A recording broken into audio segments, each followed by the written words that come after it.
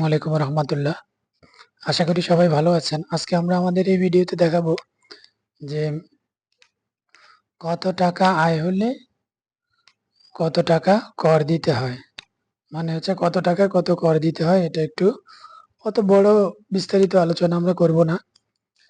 তো এই ফাঁকে আমরা একটু বলে রাখি যে আমরা প্রফেশনালি আয়কর রিটার্ন সাবমিটের কাজ করি। আমাদের প্রফেশনাল একটা কোর্স আছে, চাইলে নিজে নিজে আয়কর রিটার্ন দিতে চাইলে আমাদের কোর্স কিনতে পারেন, বা আমাদেরকে দিয়ে যদি কাজ করাতে চান তাহলে আমাদের ভিডিও ডেসক্রিপশনে আমাদের হোয়াটসঅ্যাপ নাম্বার দেওয়া আছে, আমাদের সাথে যোগাযোগ করতে পারেন। আমরা নির্ভুলভাবে আপনাদের কাজ করে দিব। তো আমরা শুরু করে দিই যে গণপ্রজাতন্ত্রী বাংলাদেশ সরকারের রাজস্ব বোর্ড থেকে একটা প্রজ্ঞাপন জারি হয়েছে 12ই আগস্ট 2024। এখানে আয়কর পরিপত্র 2024-25 বিষয় হচ্ছে আয়কর আইন 2023, অর্থায়ন 2024, উৎসেকর বিধিমালা 2024 এবং বিভিন্ন প্রজ্ঞাপনের মাধ্যমে আয়করের ক্ষেত্রে আনিত পরিবর্তন সম্পর্কিত স্পষ্টীকরণ, অর্থায়ন 2024-এর মাধ্যমে। আচ্ছা, আমরা মূল আলোচনায় চলে যাই। এত ডিটেলস আমাদের দরকার নাই। 2024-25 এবং 2025-26 কর বর্ষের জন্য, এটা অর্থ বছর না, 2024-25 যদি কর বছর হয় তাহলে অর্থ বছর হচ্ছে 23-24, আর 25-26 যদি কর বর্ষ হয় তাহলে অর্থ বছর হচ্ছে 24-25। বর্তমানে অর্থ বছর চলছে 24-25। আচ্ছা, একের একে কি বলা আছে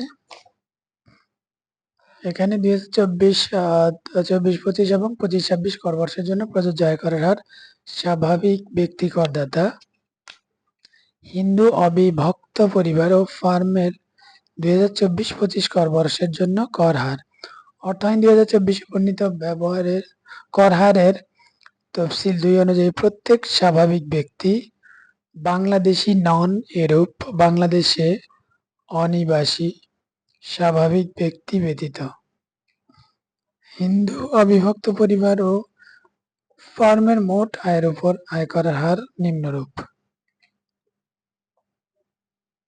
এটা হচ্ছে যারা বাংলাদেশি নন, বাংলাদেশে অনিবাসী স্বাভাবিক ব্যক্তি ব্যতীত।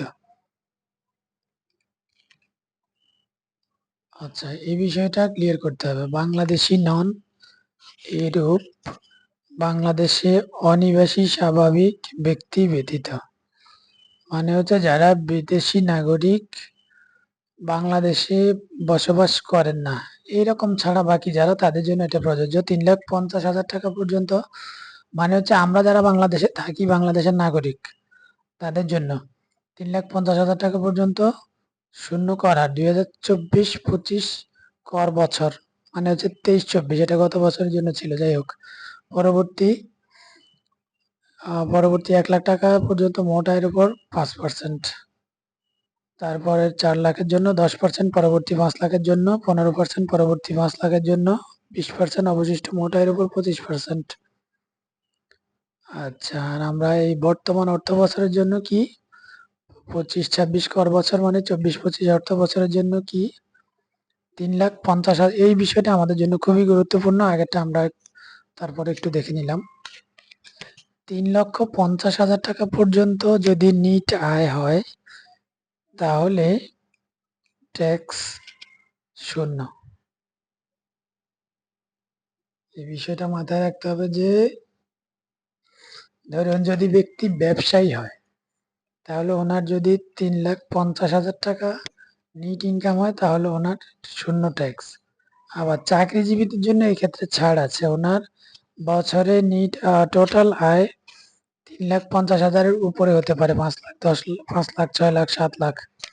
সেখান থেকে ট্যাক্সেবল ইনকাম আছে, আবার ট্যাক্সেবল ইনকাম আছে, ট্যাক্স এক্সেম্পটেড ইনকাম আছে।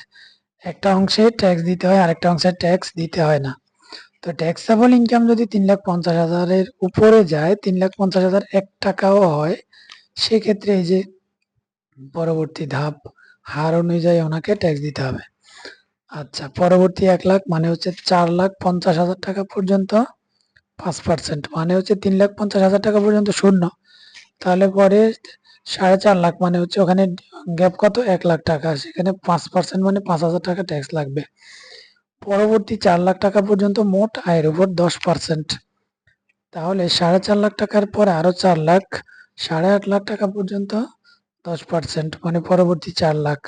যদি এরকম হয় তাহলে 4 10-এ 40,000 টাকা মোট। তাহলে কারো যদি টোটাল নেট ইনকাম যদি 4 5 3 8 8,50,000 টাকা হয়, তাহলে ওনার ট্যাক্স আসে কত? 45,000 টাকা।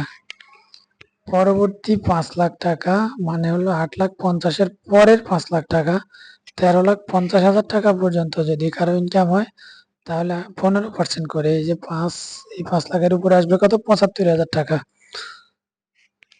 তাহলে 75 আর 40-এ কত? 45-এ কত? 80 আর 40 1,20,000 টাকা। 13,50,000 টাকা যদি কারো মোট আয় হয়, 13,50,000-এর পরের 5 লাখের উপরে 20% করে হার। এর পরের 20 লাখ টাকা পর্যন্ত মোট আয়ের উপর ট্যাক্সের হার হচ্ছে 25%। অবশিষ্ট মোট আয়ের উপর ট্যাক্সের হার 30%। এখন কিছু বিষয় আমাদেরকে মাথায় রাখতে হবে যে উল্লিখিত কর হার করদাতার মর্যাদা নির্বিশেষে সিগারেট, বিড়ি, জর্দা, গুল সহ সকল প্রকার তামাকজাত পণ্য প্রস্তুতকারক করদাতার উক্ত ব্যবসা হতে অর্জিত আয়ের ক্ষেত্রে প্রযোজ্য নয়। এই যে উপরে আমরা যে লিস্ট দেখলাম বা তালিকা দেখলাম, এটা এই সিগারেট, বিড়ি, জর্দা, গুল সহ সকল প্রকার তামাকজাত পণ্য যারা উৎপাদন করে বিক্রি করে তাদের জন্য এই হার প্রযোজ্য না। তাছাড়া থার্ড জেন্ডার বা তৃতীয় লিঙ্গ করদাতা, মহিলা করদাতা, 65 বছর বা তদূর্ধ্ব বয়সের করদাতা, প্রতিবন্ধী ব্যক্তি, পার্সন উইথ ডিসেবিলিটি করদাতা এবং গেজেটভুক্ত যুদ্ধাহত মুক্তিযোদ্ধা করদাতার ক্ষেত্রে করমুক্ত সীমা নিম্নরূপ: মহিলা করদাতা এবং 65 বছর বা তদূর্ধ্ব বয়সের করদাতার ক্ষেত্রে 4 লাখ টাকা পর্যন্ত করমুক্ত। তৃতীয় লিঙ্গের করদাতা এবং প্রতিবন্ধী ব্যক্তির করদাতার ক্ষেত্রে 4,75,000 টাকা পর্যন্ত কর ছাড় আছে, করমুক্ত। গেজেটভুক্ত যুদ্ধাহত মুক্তিযোদ্ধা করদাতার ক্ষেত্রে 5 লাখ টাকা পর্যন্ত কর ছাড় আছে। করমুক্ত সীমা নির্ধারণের ক্ষেত্রে কোনো প্রতিবন্ধী ব্যক্তির পিতামাতা বা আইনানুগ অভিভাবকের প্রত্যেক প্রতিবন্ধী সন্তান বা পোষ্যের জন্য করমুক্ত আয়ের সীমা 50,000 টাকা বেশি হবে। মানে হচ্ছে কোনো ব্যক্তি, যেমন ধরুন একজন ব্যক্তি স্বাভাবিক করদাতা, কিন্তু ওনার দুইজন প্রতিবন্ধী সন্তান আছে, তাহলে দুইজনের জন্য ওনার স্বাভাবিক ব্যক্তি করদাতার করমুক্ত আয়ের সীমা কত? 3,50,000। তাহলে দুইজন প্রতিবন্ধী সন্তান, একজন থাকলে আরো 50,000 যোগ হবে, 4 লাখ। আরো একজন থাকলে মানে দুইজন থাকলে আরো 50 যোগ হবে, 4.5 লাখ। প্রতিবন্ধী ব্যক্তির পিতা ও মাতা উভয়েই করদাতা হলে যে কোনো একজন এই সুবিধা পাবেন, এটা মাথায় রাখতে হবে। হ্যাঁ, এবার আসি যে স্থান ভেদে কিভাবে কর নির্ধারণ হয়। ন্যূনতম কর ঢাকা উত্তর সিটি কর্পোরেশন, ঢাকা দক্ষিণ সিটি কর্পোরেশন এবং চট্টগ্রাম সিটি কর্পোরেশন এলাকায় অবস্থিত করদাতাদের মিনিমাম ট্যাক্স বা ন্যূনতম কর 5,000 টাকা। ধরুন ওনার ট্যাক্স 5,000 টাকা আসে না, 3,50,000 টাকার পরে হয়তো ওনার আরো 10,000 টাকা এসেছে ইনকাম, মানে 3,60,000, তারপরে ওনাকে 5,000 টাকা ট্যাক্স দিতেই হবে। এটা হলো এলাকা ভেদে ন্যূনতম ট্যাক্স। অন্যান্য সিটি কর্পোরেশন এলাকায় অবস্থিত করদাতাদের কমপক্ষে 4,000 টাকা ট্যাক্স দিতে হবে। সিটি কর্পোরেশন ব্যতীত অন্যান্য এলাকায় অবস্থিত করদাতাকে ন্যূনতম ট্যাক্স দিতে হবে 3,000 টাকা। তার মানে হলো 3,000 টাকার নিচে কোনো ট্যাক্স দেওয়ার সুযোগ নাই। অর্থাৎ করমুক্ত সীমার ঊর্ধ্বে আয় রয়েছে এমন করদাতার প্রদেয় আয়করের পরিমাণ বা বিনিয়োগজনিত কর রেয়াত বিবেচনার পর প্রদেয় আয়করের পরিমাণ ন্যূনতম আয়করের চেয়ে কম, শূন্য বা ঋণাত্মক হলেও তাকে প্রযোজ্য ন্যূনতম আয়কর পরিশোধ করতে হবে।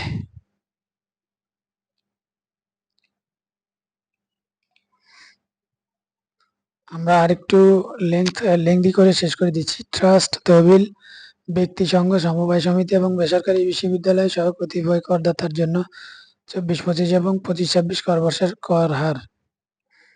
কোম্পানি এবং ব্যক্তি সংঘ নহে বাংলাদেশে অনিবাসী এইরূপ অন্যান্য সকল করদাতার ক্ষেত্রে আয়ের উপর কর প্রযোজ্য। উক্ত আয় 30%। কোম্পানি নয় সিগারেট, বিড়ি, জর্দা, গুল সহ সকল প্রকার তামাকজাত পণ্য প্রস্তুতকারক এইরূপ করদাতার কর হার হচ্ছে 45%। মোটামুটি এগুলোই আমরা মূলত ইন জেনারেল সাধারণ জনগণের জন্য যা লাগে ওই বিষয়টা আমরা আপনাদের সাথে শেয়ার করেছি। আশা করি আপনাদের উপকারে আসবে। এই কর নিয়ে এত দুশ্চিন্তার কিছু নাই। যতটুকু কর আসে কর দিয়ে দিবেন, এটাই আমাদের প্রত্যাশা থাকবে। সবাই ভালো থাকবেন। ধন্যবাদ সবাইকে। যদি আপনাদের উপকারে এসে থাকে আমাদেরকে সাপোর্ট করে যাবেন। সাপোর্ট করবেন কিভাবে? সাবস্ক্রাইব করে, লাইক, কমেন্ট, শেয়ার করে। Thank you.